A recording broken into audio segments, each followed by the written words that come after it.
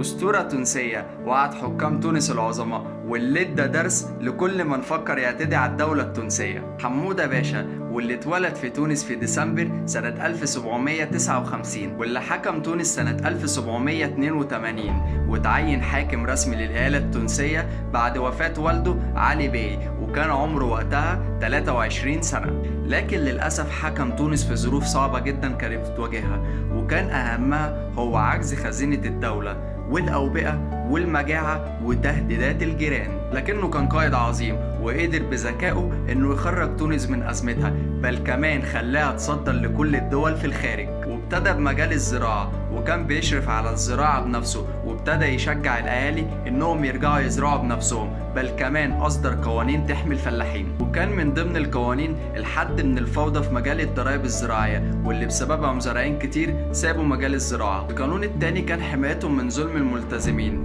واللي رجع لهم أرضهم من تاني. إنما في مجال الصناعة فهو وقف الاستيراد الخارجي بالكامل، واهتم بصناعات بلده والصناعات المحلية من تاني، خصوصا من بعد ما كانت اتدهورت. وكان شايف إن بلده مش هتنهض غير بالطريقة ديت، خصوصا إنه كان بيواجه تهديدات من جيران السوق، وكان عايز يعتمد على خير بلده في وقت الحرب، ومحدش يلوي دراعه ويوقف عنه التصدير. انما في المجال التجاري فهو اتخلص من سيطرة التجار الاجانب على التجارة التونسية، واستبدلهم بتجار توانسة، وضمن ليهم حمودة باشا الربح المباشر على كل صفقة هيقوموا بيها، بل كمان عوض الفلاحين عن الخسائر اللي كانت بتحصل في اراضيهم. واهتم بالنشاط البحري وبنى مواني جديدة، وكمان صلح المواني القديمة، وده لأغراض تجارية وأغراض عسكرية. وطبعا زي أي دولة بتواجه مخاطر، حمودة باشا والإيالة التونسية تعرضوا ل3 حروب في عهده، وانتصر فيهم بالكامل. كمان كانت هزيمة مذلة للأعداء.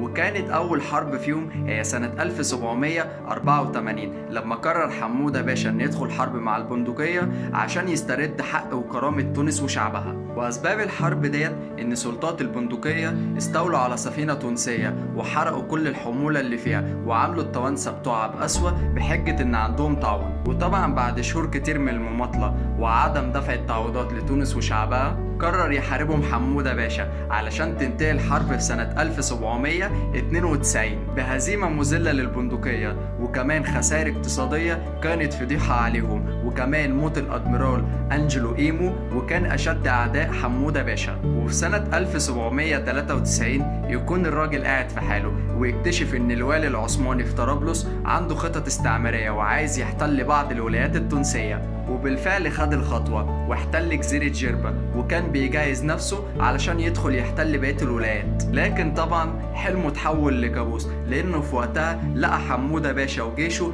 واقفين في وشه، واللي لقنوه هزيمة قاسية جدا ما خلتوش يهرب من تونس وبس، ده كمان هرب من ليبيا وتم عزله. وفي سنة 1807 كانت الحرب الثالثة لحمودة باشا ما بين الإيالة التونسية والإيالة الجزائرية. وكأن لسان حمودة باشا وقتها بيقول نخلص من اللي في الشمال يطلع لنا اللي في الشرق، نخلص من اللي في الشرق يطلع لنا اللي في الغرب، ده ايه الجيرة دي يا ربي؟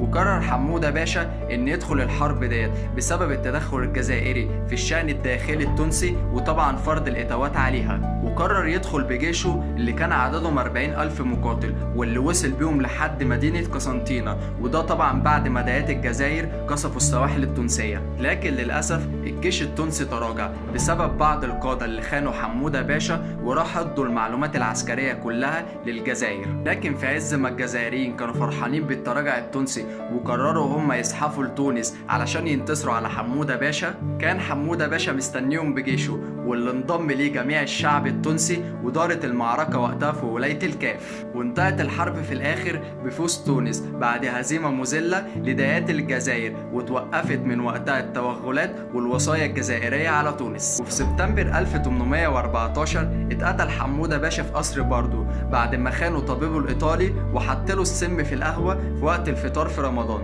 علشان يموت حمودة باشا ويسجل التاريخ حكاية أسطورة تونسية جديدة. ودي كانت حكاية تونسية بعيون مصرية. سلام.